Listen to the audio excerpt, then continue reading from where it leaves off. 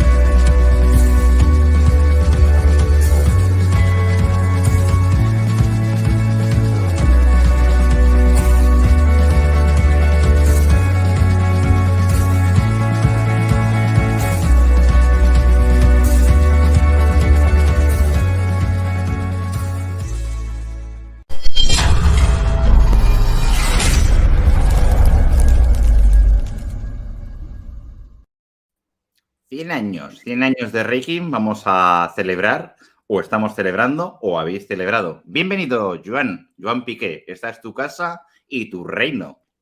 Gracias. Bueno, la verdad que sí, son momentos muy importantes en la historia, ya que cumplimos 100 años de Reiki. En todo este año, en diferentes eventos, se ha celebrado lo que son 100 años de la práctica que podemos decir ha revolucionado el mundo de las terapias naturales y el mundo de la espiritualidad.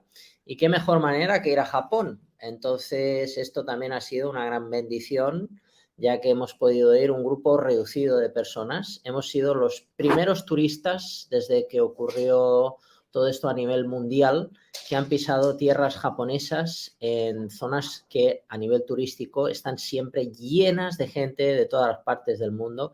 Éramos los únicos occidentales en tierra japonesa después de casi 3 años, después de todo lo que ha pasado. Así que, bueno, es un motivo de fiesta para el mundo Reiki, y también en este vídeo vamos a compartir información de mucho valor a nivel histórico y a nivel informativo.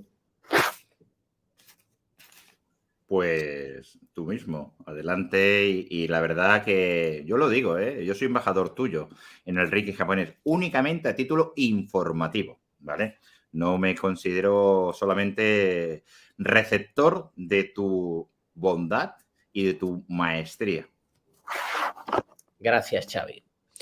Bueno, un placer estar aquí de nuevo. Ya hacía mucho tiempo que no hacíamos vídeos, entonces básicamente ha sido por lo que ha supuesto la gestión de organizar a nivel burocrático el ir a Japón. Además, no solamente era un viaje, sino eran 2 grupos que hemos ido a Japón en tiempo todavía conflictivo. No por el tema pandemia, sino por el tema burocrático. Podemos decir que hoy en día ir a Japón, más que un riesgo a nivel de neogripe, es un riesgo a nivel burocrático por el sinfín de trámites que hay que hacer.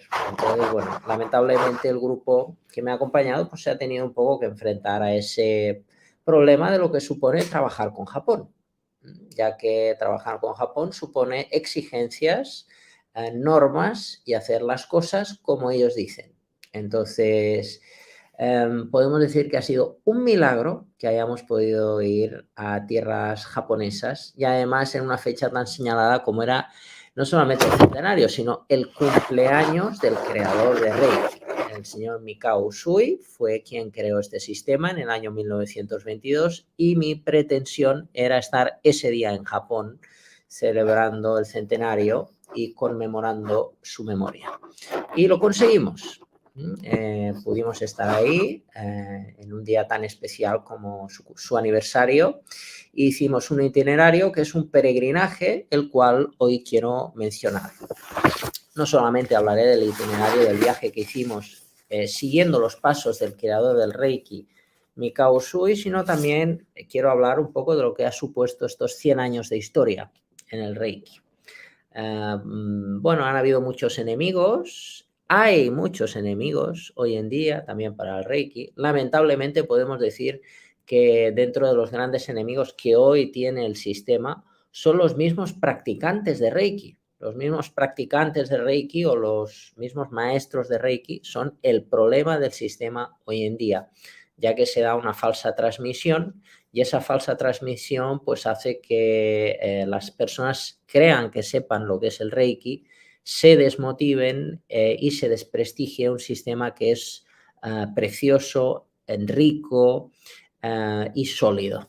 Entonces eso es algo que es un gran problema hoy en día, ya que ponen a los falsos practicantes con los verdaderos practicantes y al final lo falso lamentablemente se ha difundido más que lo verdadero. Entonces, eso es un gran problema hoy en día y un gran enemigo, un gran veneno para el sistema y la tradición. Pero afortunadamente, como yo, pues hay unos cuantos que hemos podido estar en Japón, en diferentes partes del mundo y podemos difundir pues lo que es el Reiki de verdad, ya que, bueno, pues yo, por ejemplo, han sido ya 13 viajes a Japón, 13 viajes duros de investigación. Mis últimos 5 años han sido para llevar a grupos, pero los años anteriores han sido viajes de formación súper intensa, a veces en viajes de un mes. Entonces, con el pasar de los años, pues he podido conseguir llegar a lo que se conoce en Occidente como maestría, que en Japón sería Shihan. En Occidente la formación es una cuestión de dinero, es una persona paga los diferentes niveles, se entrega esa cualificación, pero en Japón no es así. En Japón te lo tienes que ganar, no solamente pagando, sino con unos requisitos que son un sinfín desde pues, número de horas de práctica, firmar contratos, promesas y listas. Te dan listas de requisitos. Si tú cumples con esas listas de requisitos, firmas contrato y prometes y pagas y ellos te aceptan, entonces puedes seguir progresando en escuelas donde hay hasta 7 niveles, no como en Occidente que hay 4 niveles, sino en Japón hay hasta 7 niveles. Entonces eso sería algunas de las diferencias, así hablando rápidamente de lo que es el Reiki occidental, Reiki japonés, muy distinto. Bueno, tengo aquí como un pequeño guión que he escrito que enriqueceremos con algún vídeo y algunas imágenes. Entonces, bueno, lo primero, antes de profundizar en la historia, quiero hablar del viaje que acabamos de hacer. Entonces, bueno, pues fue un viaje de muchas horas de vuelo, ya que normalmente volábamos por encima de Rusia para llegar a Japón y esta vez pues hicimos un itinerario diferente por el sur, en vez de ir por la parte norte de la Tierra, fuimos por la zona de Dubái, entonces así es que llamábamos la zona de conflicto y podíamos llegar a Japón, donde el primer día disfrutamos de un lugar en el que el creador de Usui, el creador de Reiki, el señor Mikao Usui, se inspiró para el sistema, ya que era un sitio es un sitio muy bonito, que es Sanju Sangendo. Sanju Sangendo tiene mucho que ver con el Reiki. Entonces aquí voy a revelar muchos secretos que se pueden compartir. Y entonces uno de ellos es que en este lugar, que es un templo enorme, hay 1001 diosas de la compasión. Mucha gente, si hablamos en el mundo espiritual, conoce a Kuan Yin. Entonces, la versión japonesa de Kuan Yin, la diosa de la compasión, sería Kannon. Y Kannon tiene diferentes rostros, diferentes cuerpos, y hay uno que tiene especialmente que ver con el Reiki, que es Senju. Senju es la de los 1000 brazos. Entonces, la Kannon de los 1000 brazos representa a uno de los símbolos de Reiki con los que trabajamos. Por eso este lugar, donde hay 1001 en oro, hay 1000 en tamaño de 1,75 m, por cierto, todas son diferentes porque están hechas a mano. Hay 1001 enorme que está sentada en medio, encima de una gran flor de loto. Entonces, bueno, en ese lugar, la gente que fuimos, pues hicimos una ofrenda de incienso, hicimos diferentes iniciaciones dentro del templo y alrededor del templo, donde hay un templete shintoísta donde la gente recibió la primera iniciación de Reiki. Y bueno, pues fue una manera también de conectar con el espíritu de la compasión y dejar en ese lugar rencores, traumas y temas relacionados con el corazón que nos acompañaban hasta ese punto y nos aportaban tristeza, malestar. Y fue una manera de depositar en la diosa de la compasión todas esas energías negativas que nos acompañaban. Entonces, bueno, fue una experiencia impresionante. Ese fue el día número 1 que llegamos a Japón. El día número 2, luego enseñaremos algunas fotos.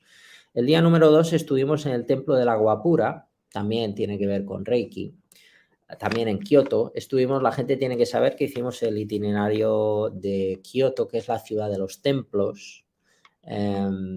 Entonces, el señor Mikao Usui, el creador del Reiki, cerca de Kioto, hizo el ayuno de los 21 días donde supuestamente se iluminó, y en el mismo Kioto hizo el entrenamiento de 3 años para hacerse monje zen.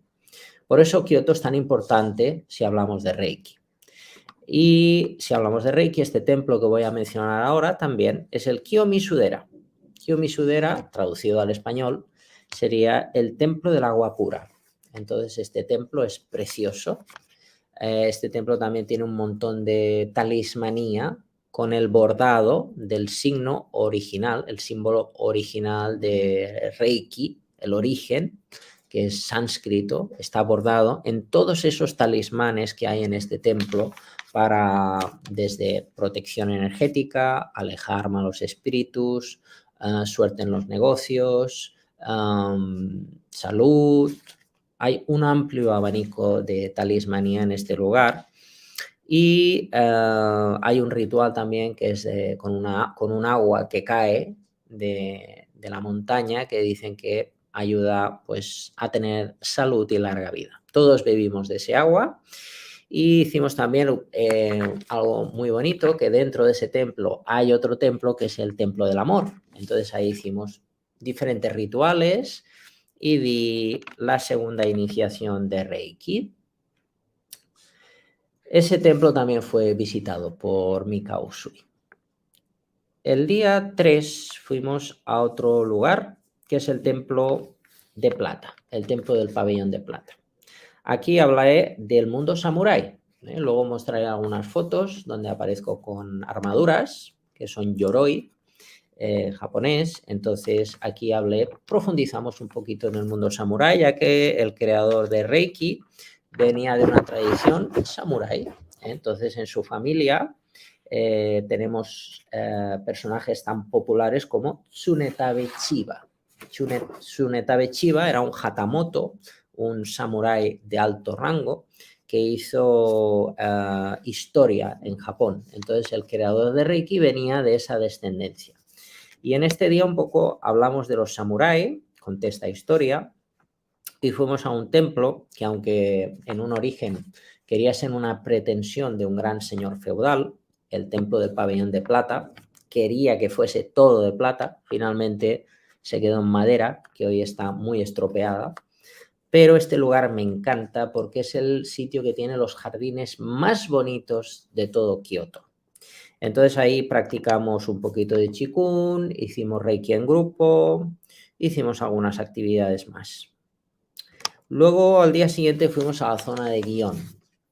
Es un sitio también fantástico porque es el barrio antiguo que se conserva en Japón de ocio. Entonces es un sitio popular por el tema de las geishas, la ceremonia de té, los grandes restaurantes, conservando la esencia antigua de Japón. Entonces, aparte de que a nivel visual es un lugar fantástico, cuando ya hemos cruzado la calle principal, hay un gran templo que oculta, en el gran patio que tiene, oculta un pequeño templete.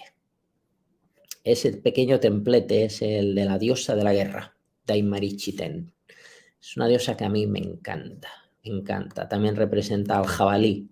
A veces está representada la diosa encima de un montón de jabalís. Entonces, ahí, dentro del templo, di una iniciación de Reiki, hicimos intercambio de Reiki, vivimos momentos increíbles, como por ejemplo, entrar en el templo, que empezase a llover de manera extrema, y justamente cuando terminamos, la lluvia se cortó. Entonces, fue algo... Momentos así vivimos continuamente en el viaje, ¿no? Como sincronicidades a nivel de tiempo, sol, lluvia, transportes, horarios. Entonces, bueno, este lugar nos ofreció...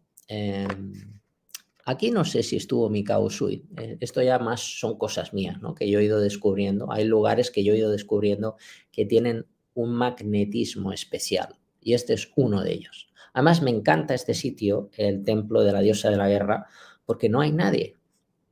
Y tiene una recarga a nivel de decoración, de ostentosidad, impresionante.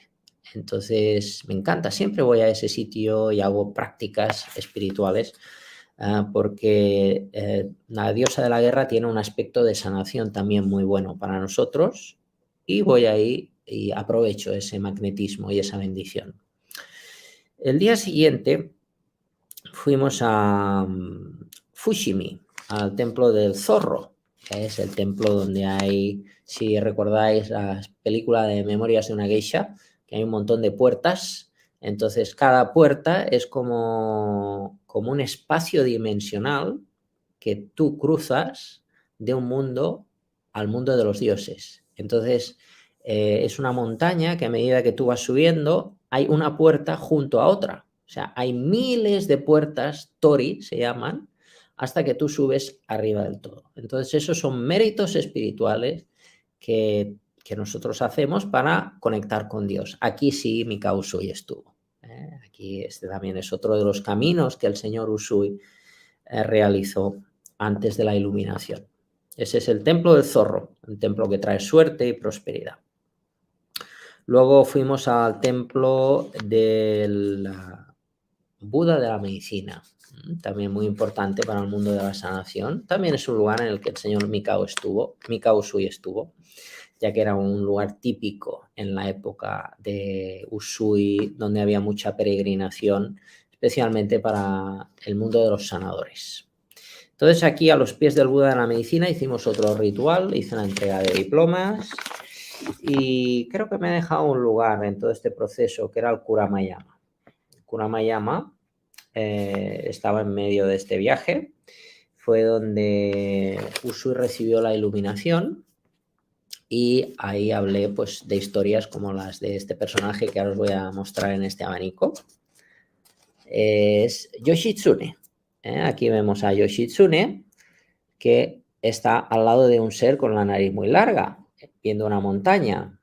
Entonces, esto es un abanico que cuenta una historia muy bonita. Es la historia de que Yoshitsune, siendo tan solo un adolescente, fue entrenado por este personaje de nariz larga, que es Tengu, el rey de los duendes. Entonces, el Kurama-yama es un lugar que yo comparo con Montserrat. He hablado de él muchas veces, es el Montserrat de Japón para mí. Entonces, es un sitio donde no solamente se dice que vive el rey de los duendes, que se llama Tengu, que es este personaje que acabo de enseñar de nariz larga, sino se dice que se ven extraterrestres, que pasan cosas raras, como eso de la lluvia, ¿no? A veces me pasan cosas raras con los truenos cuando levanto la mano. Entonces, o hay experiencias místicas que nos ocurren, sincronicidades. Entonces, bueno, fuimos ahí al lugar donde supuestamente Usui se iluminó. Es un lugar, hay muchos lugares de poder. Uno de ellos, yo pienso que es a los pies del árbol del fin, es donde di una de las iniciaciones en este viaje. Y bueno, ese también queríamos revelar este sitio, ¿no? Que se dice también que es el séptimo chakra del mundo, para aquellos que les guste la espiritualidad. Entonces, Yoshitsune tuvo mucha presencia en nuestro viaje. Es el niño que había acompañando al rey de los duendes. Yoshitsune era el nombre que tenía cuando era tan solo un adolescente. Se dice que como fue entrenado por el rey de los duendes, Tengu, mira, tengo aquí algo. Esto es para un curso que voy a dar este fin de semana, pero va a enriquecer mucho el programa. Mira. Estos son máscaras de ahí. Estas máscaras son bastante antiguas, son de mis primeros viajes a Japón. Tenemos aquí a Tengu.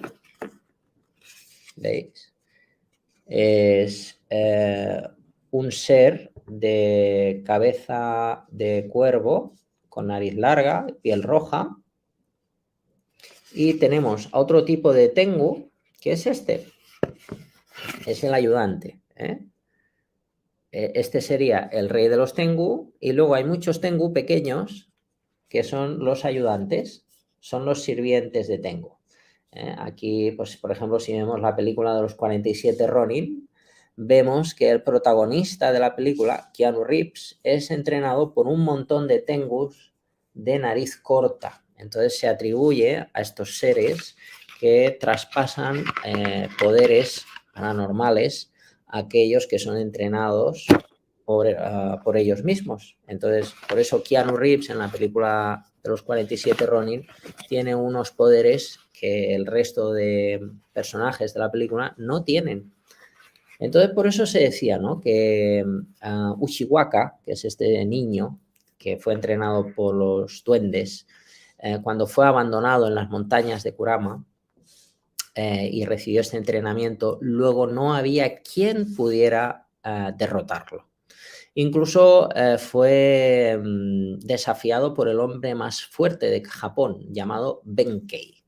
¿Cuál fue su sorpresa? La sorpresa de Benkei, que era un monje guerrero que coleccionaba, no sé si en ese momento creo que tenía más de 500 espadas coleccionadas, según cuenta la historia. Entonces Benkei, ¿cuál fue su sorpresa? Que cuando luchó con este niño, el niño le venció. Ushiwaka venció a Benkei, el hombre más fuerte de Japón. Fue vencido por tan solo un adolescente. Y en ese momento Benkei se convirtió en su fiel servidor, en su mejor amigo, y lo acompañó hasta el fin. Y aquí tuvo mucho protagonismo en nuestro viaje. Siempre que voy a este viaje de Kioto lo menciono, porque ¿cuál fue el fin de Ushiwaka? Ushiwaka luego se convirtió en Yoshitsune, que era un nombre más honorífico, el gran samurái Yoshitsune, general, acabó siendo un general.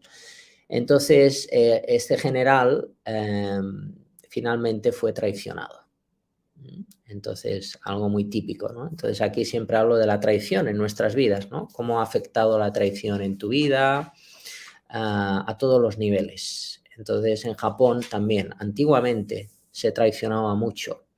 Y la traición te podía costar la vida, como le costó la vida a Yoshitsune. Pero aquí hay algo muy bonito y muy romántico, que es que Benkei, su mejor amigo, lo estuvo defendiendo hasta el final y estuvo luchando por él, y fue finalmente atravesado por cientos de flechas. Incluso se dice que murió de pie para que no llegaran a su amigo y no acabaran con él. Entonces, bueno, aquí hablo de la verdadera amistad, ¿no? Que aunque la vida nos trae momentos amargos, que gente con la que confiamos nos traiciona, luego en este mar oscuro en el que vivimos, siempre hay alguien que nos trae luz y es el verdadero amigo. Entonces, pero amigos, como se dice, amigos solo hay más que uno, o pocos amigos podemos contar con la palma de las manos, o podemos encontrar un amigo en este mundo en el que nos encontramos. Entonces, en aquella época oscura también, con Yoshitsune nos trae esa historia romántica, ¿no? Y nos hace reflexionar sobre esto. Bueno, he contado toda esta historia porque el mundo samurái tiene que ver con nuestro viaje. Hay un componente místico, mágico, que nos une a Mikao Usui gracias a través de esta tradición que viene de la guerra, ¿no? Entonces, y eso también nos aporta un crecimiento personal especial. Yoshitsune murió en el año 1189, o sea, fijaos, ¿no? Nos vamos en el tiempo cientos y cientos años atrás, y esta historia todavía perdura en el espíritu de las montañas de este lugar. Es el Kurama, el Kurama-yama, es la montaña de Kurama. Todavía se habla mucho de Yoshitsune. Luego os traemos algunas fotos. Si hablamos de Reiki, ya un poco cambiando de tema, este ha sido un poco el itinerario de viaje, no contaré más, volveremos a este tema, pero ahora quiero hablar de lo que ha supuesto estos 100 años de Reiki, 100 años. Hay muchos sistemas que nacen y mueren, hacen mucho ruido, desprestigian a Reiki y afortunadamente desaparecen y dejan de hacer daño. Y el Reiki continúa.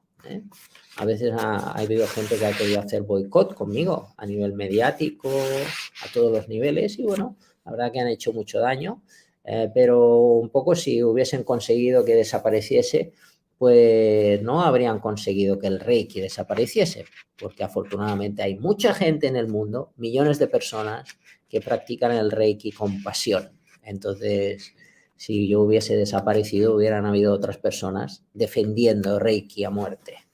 Entonces, son 100 años de Reiki. Entonces, es algo sólido, fiable y que el tiempo lo dice todo, ¿no? ¿Qué sistema hay que dure 100 años? Entonces... Sería, de todas maneras, desde mi punto de visión, como foráneo del Reiki, la cepa, ¿no? La cepa original es el Reiki japonés, ¿vale? Entiendo, lo estoy diciendo con la más humilde expresión y no quiero ofender a nadie, pero lo que he podido observar en lo que es, digamos, la cuestión, el Reiki en japonés es la originalidad. Y a partir de aquí hay diferentes criterios y formas de hacer, todas respetables, pero que realmente tú te adhieres a la cepa original. Si lo digo mal, me rectificas. Adelante. Está perfecto. Sí, está perfecto. O sea, Reiki, la palabra Reiki es japonesa. Entonces, el fundador del sistema era japonés. Por eso, si hablamos de Reiki, hablamos de Japón. Entonces, yo respeto totalmente otro tipo de personas que dicen que hacen Reiki y que hablan de Jesucristo, que el Reiki viene de Tíbet, que viene de la India. Alguna vez me encontré gente que me decía que Usui era un yogi que practicaba yoga en la India. Entonces, bueno, esas historias no son ciertas porque he estado con los descendientes de Usui en Japón. Entonces han sido muchos viajes, mucha investigación. Son historias que no son ciertas, pero al fin y al cabo eso da igual. Lo que importa es que la persona practique con un espíritu de entusiasmo, compasión y verdadera espiritualidad. Al fin y al cabo, las historias a nivel histórico, a nivel técnico histórico, bueno, pues sería lo menos importante, ¿no? Lo más importante es que, aunque la historia se haya perdido con el paso del tiempo y las generaciones, lo más importante es que la persona tenga buen corazón y haya una buena transmisión energética, digamos, que aunque no a nivel técnico no exista, porque no hay técnicas, a nivel histórico no sea correcto. Incluso ya estamos en un punto que yo opino, bueno, pero si la persona hace una transmisión amorosa, pues bueno, aunque es muy básico, pues eso está bien, porque no hace daño a la tradición. Aunque esté dando una falsa transmisión, no hace daño, sino al contrario, contagia el entusiasmo. Entonces es algo positivo, porque es difundir el mensaje con entusiasmo y con positividad. Entonces eso pienso que incluso es más importante que tener mucho conocimiento y no transmitir el entusiasmo. Así que también todos mis respetos para la gente que no hace Reiki japonés y que cuentan una historia que no es, pero lo hacen con buen corazón. Así que totalmente a favor de estas personas. Bien, entonces, por un lado, ese tema de los 100 años, de los peligros de Reiki, que un poco comentaba antes, y por otro lado quería decir qué es Reiki, ¿no? ¿Qué es Reiki? Bueno, ya después, imaginaos, ¿no? Ya he hecho 13 viajes a Japón y siempre me llevo sorpresas. Por eso me encanta Japón. Siempre me llevo nuevos conocimientos, incluso llevando a grupos. Por ejemplo, ahora en este último viaje, pues contraté a una guía porque era obligatorio. No podíamos estar solos como siempre he hecho, porque por la normativa teníamos que tener una persona controlándonos en todo momento. Entonces, bueno, esa persona pues aproveché y bueno, también como era muy amistosa, le hice muchas preguntas y me dio nuevas descripciones de Reiki. O sea, me dio nuevas definiciones de lo que quiere decir los caracteres Reiki. Entonces, y luego pues, a nivel energético también me dio muchos conocimientos. Por un lado, transmitir ese mensaje. Siempre hay que aprender, porque es algo muy rico. Porque Reiki es lo que voy a decir ahora. Atención. Reiki es, sin ser ninguna religión, sin que haya dogma, sin que haya rigidez. Reiki es todo esto que voy a decir ahora. Dentro de Reiki, los pilares de Reiki están basados en lo siguiente. El shintoísmo, que es la religión originaria de los japoneses. El taoísmo, que es una tradición que nos llega de China. El budismo, pero hay varias líneas de budismo que tienen influencia en el Reiki. Sería el budismo Zen y el Mikyo, que es totalmente diferente. Es lo que se traduce como budismo esotérico. Dentro del budismo esotérico hay dos líneas que tienen importancia para el Reiki. Una sería el Shingon y el Tendai. Son dos líneas de budismo esotérico importantes para Reiki. Si hablamos de Reiki, también es hablar de caligrafía. Fijaos la cosa más hermosa que os voy a enseñar ahora, que también no estaba previsto porque esto es para el curso que voy a dar en breve. Pero mirad, ¿qué es esto? Fijaos. Esto es Shodo, caligrafía. Son kanjis. Entonces, por ejemplo, me lo hizo una señora en la que yo pude dormir, creo que fueron 3 semanas en su casa, y casualmente esa señora, que era una señora muy mayor, en su casa tenía una escuela de Shodo. Entonces yo le pedí si me podía hacer esto, que son los 5 principios de Reiki pintados en un abanico. Entonces ella me lo hizo. Esta poesía que os acabo de revelar en el abanico son los 5 principios de Reiki. Y ese arte de pincel se llama Shodo. Una cosa súper compleja, pero muy interesante. Eso también es Reiki. Si hablamos de Reiki, también hablamos de poesía. Dentro del Reiki tenemos la poesía formato waka. Hay más de 100 poesías con las que se trabajan en el Reiki tradicional. Posteriormente se añadieron 25, pero de forma tradicional son 100. Hoy en día el formato waka es algo muy antiguo, pero la gente se podría aproximar a esto a través del haiku, que son poesías muy hermosas. Y también, si hablamos de Reiki, hablamos más de 30 técnicas que su fundador, el señor Mikao Usui, practicaba para tener paz en el corazón. Entonces, esto es Reiki. Sin esto, no es Reiki. Entonces, cada día nacen sistemas, ¿no? El otro día vi el Reiki de las sirenas, el Reiki del delfín, el Reiki de la oca, el Reiki rúnico. Entonces, cuidado, cuidado. porque son sistemas que pueden confundir al interesado y al creador de estos nuevos sistemas. Cuidado con lo que Como hace. si fueran cartas del tarot, ¿no? Sí, sí. O sea, confundimos todo. Madre mía. Yo digo que cada día nace un sistema nuevo de Reiki en el mundo. Entonces, por un lado eso está bien, porque la persona siente como un fuego creativo. Por un lado está bien, pero por otro lado está mal, porque ese fuego creativo está basado a veces en una... A mí me recuerda mi época de hilatura. Yo soy experto también en temas de hilatura, de género de punto. Y el color es el color.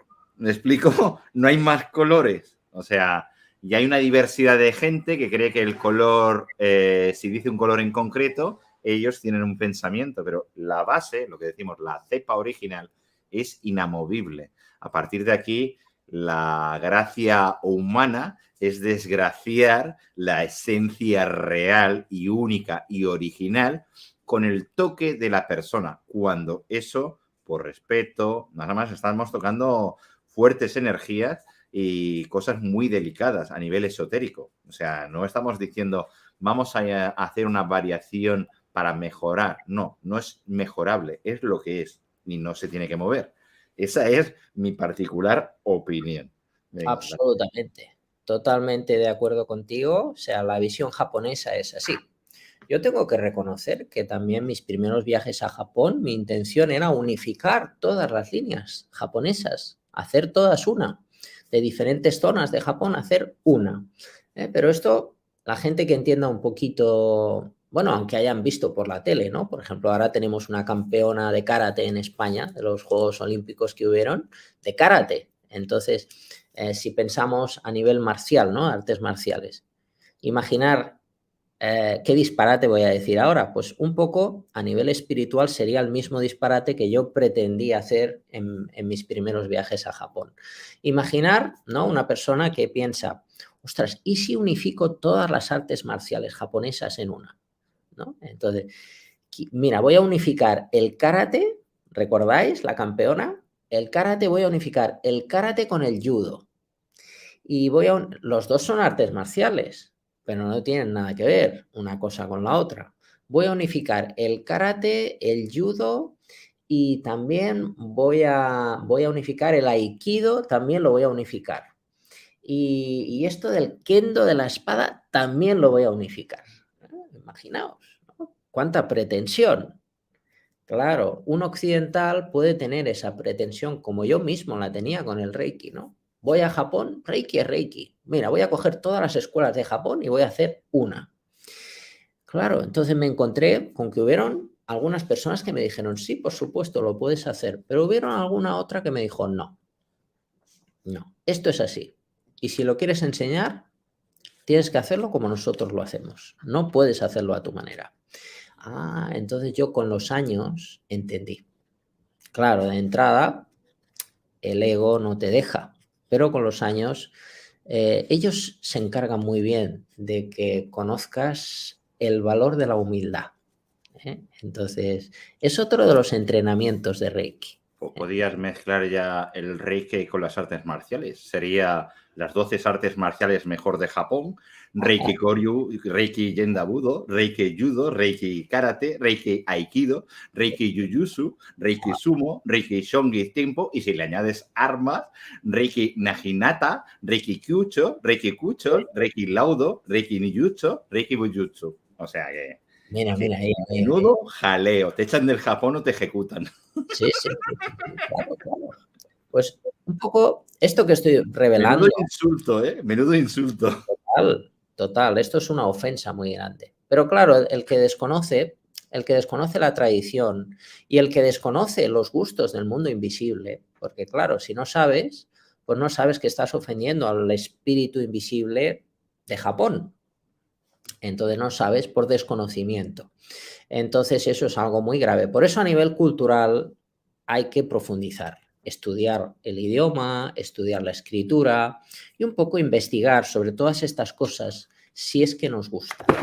Si es que nos gusta el Reiki, porque aquí Pues fijaos, Reiki hay para investigar toda la vida, ¿no? Es como el camino del karate, ¿no? Si haces karate, haces karate. Y es un camino, ¿eh? Entonces, esto es el espíritu de Japón. Cuando tú haces una técnica, es para siempre.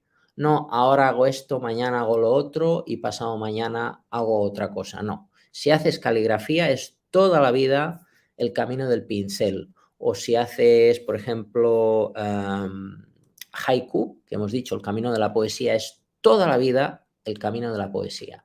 Entonces, tenemos la suerte de que en Reiki hay sincretismo, que esto también es muy japonés. O sea, dentro del Reiki tenemos un poquito de aquí, un poquito de allá, un poquito de esto y un poquito de lo otro. Pero ese poquito, si profundizas, es algo que nunca se acaba. Y hacemos Reiki. No hacemos Shodo, no hacemos haiku, no somos budistas, no somos taoístas, pero tocamos todos esos temas con un criterio coherente que le debemos al señor Mikao Usui. Entonces, este señor, que fue un artista espiritual auténtico, después de toda una vida crea un sistema sólido. Después de toda una vida, después de ser monje zen, después de ser monje shinto, él crea algo sólido, ¿eh? Entonces, gracias a él sí podía crear algo. Nosotros también podemos, pero vamos, digamos que no tendría la solidez espiritual que gracias a este señor tenemos en este sistema. Entonces, bueno, esto curiosidades. Otro tema sería en quién se inspira el señor Usui, ¿no? ¿Por qué Reiki funciona, no? Es algo que yo me he preguntado. Entonces, ¿en quién se inspiró el señor Mikao Usui? Es algo tan secreto que lo voy a decir, porque el señor Usui estuvo en China también. El señor Usui estuvo en Europa, dicen que vivió en Europa, en la lápida está escrito que vivió en Europa y que fue a estudiar a China.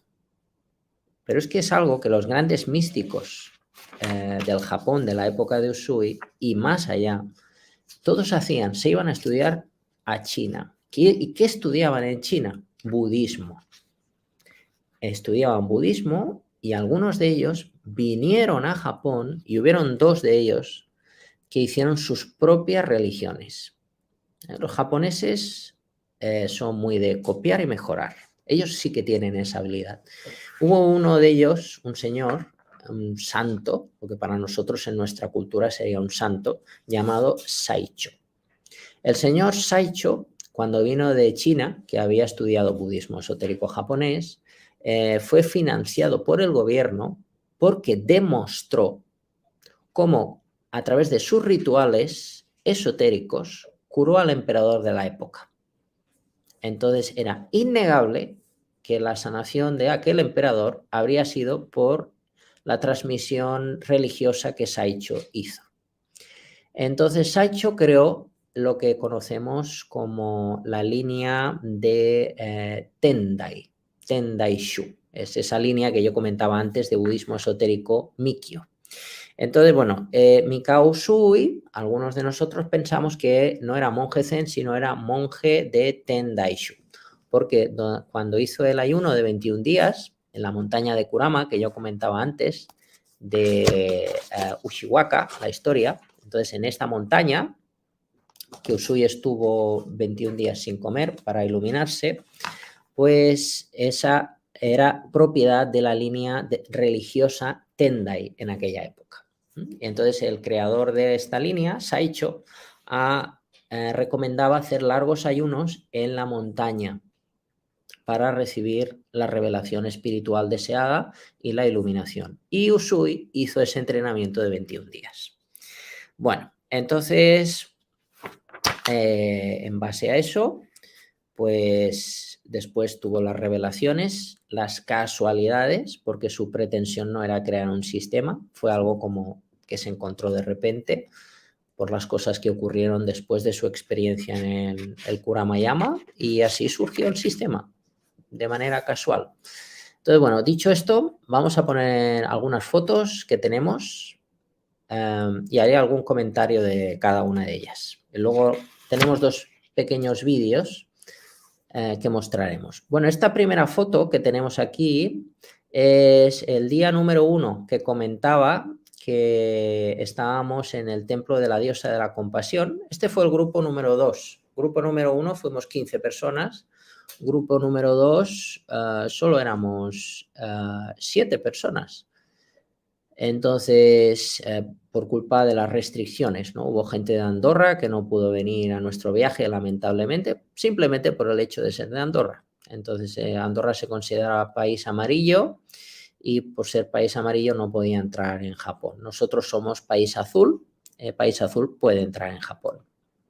Entonces, aquí teníamos el templete donde di la primera iniciación. Era un templo, es un templo Shinto y estas son las puertas Tori que comentaba, ¿no? Es como una puerta dimensional que separa el mundo humano al mundo de los dioses. Entonces, una vez entramos en el mundo de los dioses, ahí di la primera iniciación dentro de ese templo que se ve al fondo. Entonces, fue una experiencia muy bonita. Vamos a la siguiente. ¿Veis? Aquí tenemos, también estamos con el segundo grupo, la escalera, ¿no? La escalera que es como la montaña de Montserrat. Este es el Kuramayama, donde Usui hizo el ayuno de los 21 días. Esta es una de las entradas principales del Kuramayama. Entonces, bueno, aquí la frondosidad que se ve es impresionante con el contraste de esas lámparas. Esas lámparas son donaciones que se encuentran por todo el recorrido, todo el peregrinaje que hacemos hasta llegar arriba del todo de la montaña. Esas lámparas son ofrendas de los creyentes de esa línea de budismo que hay en esta montaña. Hay varios tipos de ofrendas. Una de ellas es pagar para que se instale una lámpara y contribuir de esa manera para que el templo brille con luz. Entonces, bueno, aquí fue momentos antes de entrar al templo que estaba dando algunas explicaciones y se vivieron momentos energéticos muy buenos. Bueno, este es el templo del pabellón de plata. Esto, aunque no se aprecia en la foto, esto es enorme. Esta especie de cubo que vemos, esto es lo que es un jardín zen. Entonces es un lugar donde hay una energía preciosa. Es ese templo que yo decía que la pretensión era que fuese de plata, pero finalmente se quedó en templo de madera, pero aún así el jardín es el más bonito que hay en Japón. Y luego, pues esto oculta cosas, oculta mensajes, ¿no? La piedra, el cubo, oculta mensajes muy profundos y muy espirituales, como en un vídeo que mostraremos más adelante veré, ¿no? En Japón todo lo que ves es distinto a lo que ven tus ojos. O sea, siempre hay un mensaje oculto. En el vídeo que veremos en breve, la gente conocerá lo que quiero decir. Vamos a la siguiente. Bueno, este es una parte del jardín. Como vemos ahí hay 400 tipos de musgo en el templo del pabellón de plata. El musgo para ellos es algo sagrado, es como un tesoro, es como una alfombra divina. Y en este lugar hay hasta 400 tipos de musgo en el jardín del pabellón de plata. Bueno, volvemos al Kuramayama. Esta foto es interesante porque aunque yo creo que el señor Usui recibió la iluminación a los pies del árbol del fin, aquí vemos como un camino que hoy en día está prohibido entrar. Aún así, hubo un año que con un investigador de Japón entramos los dos y llegamos a muy lejos porque había otro sitio que se decía que ahí Usui recibió la iluminación. Entonces fuimos a ese sitio donde se dice que vive un dragón negro en un estanque y practicamos meditación. Parece que en la época de Usui, hace 100 años, podía haber sido uno de los lugares que se especulan, aunque yo creo que no fue ahí. Entonces, por eso a nivel histórico este sitio es interesante. Creo que hay alguna foto más por ahí. Aquí tenemos una foto muy interesante, muy buena esta foto. Porque aquí voy a revelar otro secreto, ¿no? Otro secreto es que los símbolos de Reiki, que la gente conoce, pues tienen una forma muy diferente a esta. Estos símbolos son sánscritos, entonces es lo que se conoce como Bonji en Japón. Entonces tenemos aquí 3 símbolos que posiblemente sean el origen de lo que conocemos como los símbolos de Reiki. Y aquí vemos un lugar en el que estuvimos en este último viaje, ¿no? Entonces estos son armaduras, son yoroi. Entonces, bueno, hoy en día afortunadamente no hay guerra y esto se usa a veces porque hay escuelas, existen escuelas donde se ponen, existen escuelas ninja, no es una leyenda, existe el mundo del ninja, no con esa palabra, sino con la palabra shinobi. Entonces hay escuelas de shinobi y hay escuelas de samurái. Entonces estuvimos en lugares importantes como por ejemplo esta que aparece en la foto en este último viaje. Entonces esos son réplicas de samuráis históricos. Yo te he visto aquí en el Magic con algún tipo de uniformidad en alguna ocasión hace años. No sé si se refería a este o a alguna otra, pero vestido con una uniformidad de fortaleza. Me parece Sí, haberte visto. ¿Eh? Tú confirma o no. sí, esto pesa mucho, son muy pesadas. Entonces en el Magic sí, hubo un Magic que tuvimos la suerte que me prestaron un Yoroi que correspondía al último shogun que hubo, era Tokugawa Ieyasu, era una réplica del Yoroi de Tokugawa Ieyasu. Entonces lo llevaba puesto en uno de los Magics, sí, cuando se celebraba en la Farga. Creo que fue el último año de la Farga, estuvo bien esa ponencia. Sí, sí, me pesaba mucho. Luego el cuerpo me dolía porque son armaduras Era impresionante, ¿eh? Era impresionante. Me imagino que era como meterte dentro de la carcasa de Mazinger Z. Impresionado, impresionado. Sí, y son réplicas, o sea, las originales aún pesaban más. Entonces yo llevaba una réplica y pesaba mucho, pero la original estamos hablando de muchos kilos. Así que, en teoría, ¿qué le hacían? ¿De hierro, pregunto?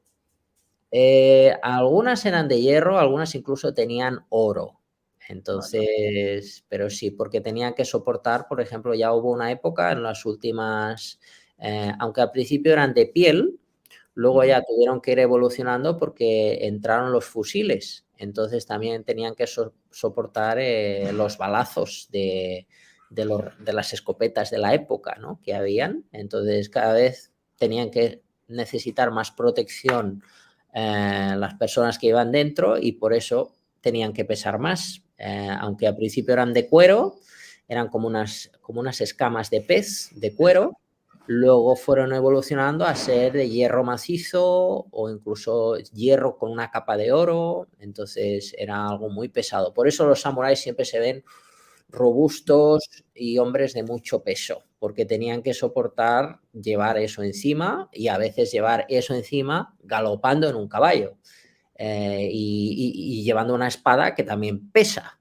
Entonces, o llevando como comentabas, ¿no? La lanza. Entonces, era muy duro llevar esto, muy duro, aunque nosotros lo vemos así majestuoso y es impresionante, es precioso, son obras de arte.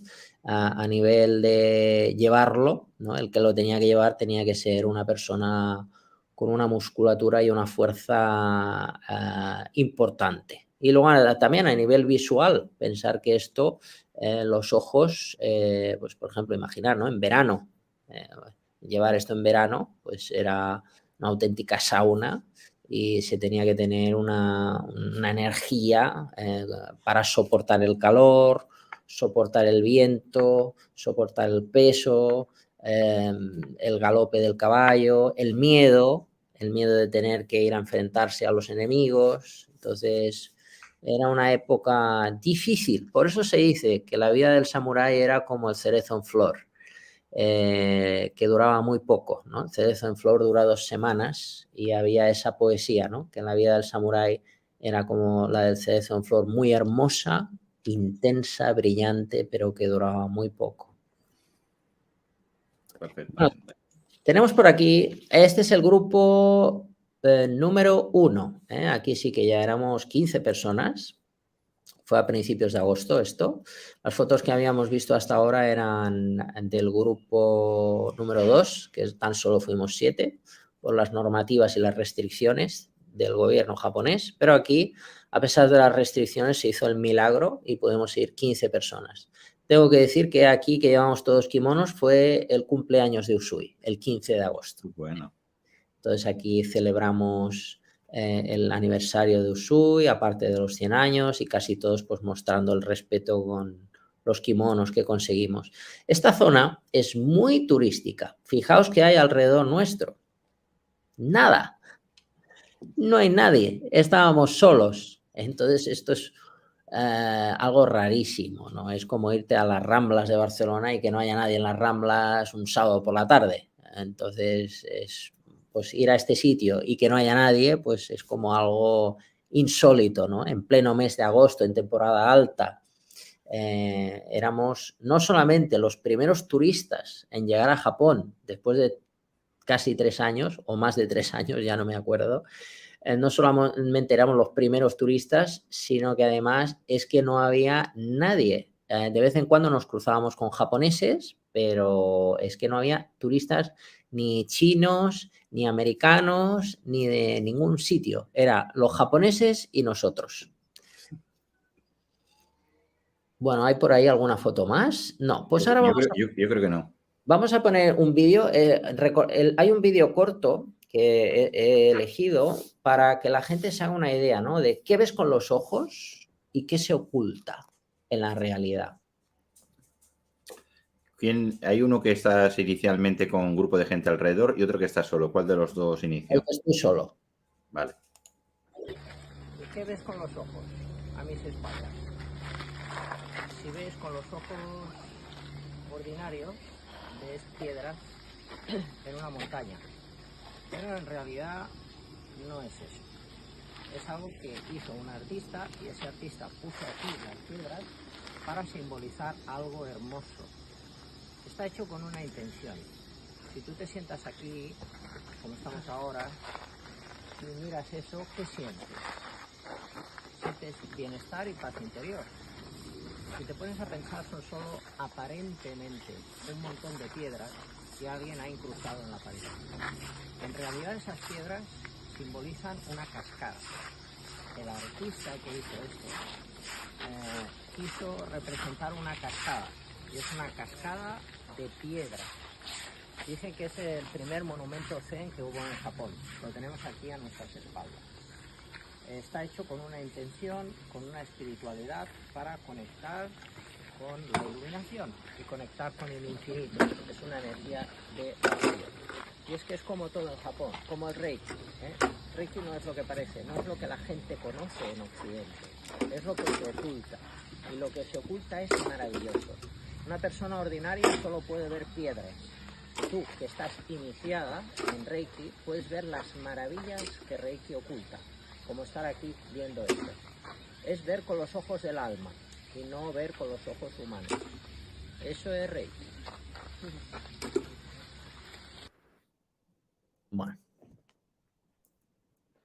Bueno, pues un poco ese fue uno de los momentos, ¿no?, que vivíamos a medida que íbamos avanzando, encontrándonos con cosas. Esa cascada de piedra estaba en el templo del pabellón de plata. Entonces, un poco, eso es cuando tú investigas algo en Japón, ¿no? Por ejemplo, las artes marciales japonesas, el arte del kimono, cualquier cosa, ¿no? Tú crees que sabes lo que estás haciendo, ¿no? Por ejemplo, piensas, pues si hago artes marciales, pues voy a aprender a defensa personal, ¿no? Por ejemplo. Pero no es eso. No es eso. Nada es lo que parece en Japón. Es como intentar hacer artes marciales y lo primero que aprendes es respeto. Ahí está. Ahí está. Entonces, respeto, crecimiento personal, incluso las artes marciales que tú piensas que son para matar, pues no. Son para obtener la iluminación. Si hablamos de artes marciales japonesas auténticas, ahora, claro, están los deportes, ¿no? Todo se ha convertido en un deporte y se ha perdido la chispa y la espiritualidad de lo auténtico. Pues el Reiki igual, no es lo que la gente conoce, es lo que se oculta. Y pensar, yo sigo aprendiendo. Conseguí 3 maestrías en Japón. Eso es una cosa súper difícil en Japón. En Occidente es muy fácil porque no es Reiki tradicional. Y a pesar de eso, sigo descubriendo, sigo aprendiendo, sigo sorprendiéndome porque sigo investigando y con ganas de volver a Japón. Entonces, porque hay muchas cosas interesantes en relación a todo lo que hemos comentado hasta el momento. Bueno, dicho esto, claro, tengo que decir, de momento va a haber viaje a Japón el año que viene. Será en agosto del 2023, ya será mi 14º viaje. 14º viaje, se dice que todas las restricciones que han habido van a desaparecer ahora en otoño, entonces habrá libertad de movimiento, cosa que ahora pues estábamos bastante limitados. Eso va a terminar y va a volver la aventura para hacerlo a mi manera y profundizar mucho más en la magia de Japón. Entonces, bueno, será la última quincena del mes de agosto del año que viene. Será un grupo reducido. Esta vez solo voy a llevar a un grupo de 15 personas, máximo 15 personas. Ya ha habido gente que se ha inscrito. Entonces, yo recomiendo esta aventura porque no sé, la gente un poco se ha acostumbrado, ¿no?, a que cada año ofrezco este viaje, pero el futuro es incierto, entonces no sabemos qué va a pasar en un futuro. Ojalá hasta el fin de mis días en este mundo pueda ofrecer viajes a Japón, pero de momento en el 2023 lo voy a ofrecer. Será mi 14º viaje. Entonces la segunda quincena, porque también quiero que coincida con el aniversario de Usui y quiero que estemos ahí cuando el cumpleaños, que es el 15 de agosto. Entonces veremos si salimos el 13, 14 o el mismo 15, el mismo día del cumpleaños. Sería un buen día para irnos a Japón. Y luego también quiero hacer algo especial para este centenario, para la gente de la caja de Pandora, para la gente que te sigue, Xavi, pues quería hacer como un regalo. Es un regalo, porque a veces la gente piensa, uy, claro, los cursos valen dinero. Efectivamente, yo vivo de Reiki, entonces yo pago mis impuestos y vivo de Reiki principalmente. Es el trabajo de mi pasión. Estoy contento porque mi vocación profesional es algo acorde con lo que estoy haciendo. Entonces, pero soy consciente de que la economía a veces es un obstáculo para que la gente aprenda. Por eso quería hacer un regalo para la gente que está viendo este vídeo, para los seguidores de Xavi, los seguidores de la caja de Pandora, y es hacer un curso solamente para 100 personas, gratuito. Es un curso. Entonces, nada, será un curso de 2 horas. Tampoco penséis que es un curso de fin de semana. Ahí estaremos. Una masterclass, vamos a llamarlo. Entonces, será un curso que será por Zoom, gratuito, en el que revelaré muchas cosas en relación a Reiki.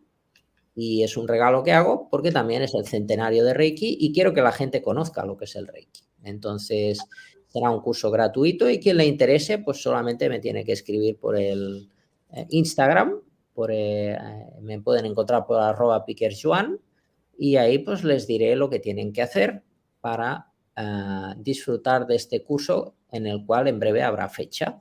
Entonces, es un regalo que hago.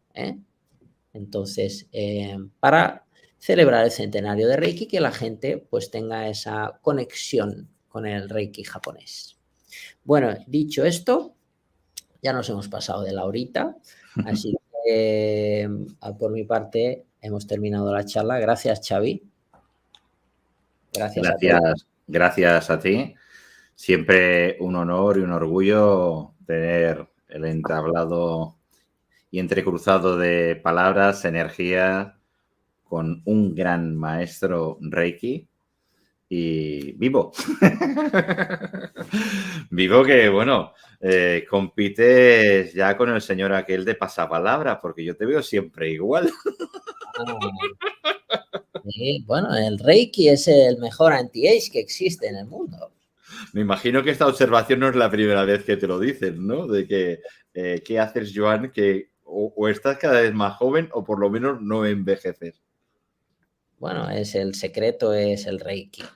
Hay otros secretos que espero contarte en próximos programas, pero el gran secreto y principal es Reiki. El Reiki ayuda a conservarse con el cuerpo en su estado original. Entonces, un poco tener ese plus de energía ayuda a que las células no envejezcan de manera prematura, incluso se conserven con el paso del tiempo. Así que Reiki, podemos decir, es el principal secreto que tengo.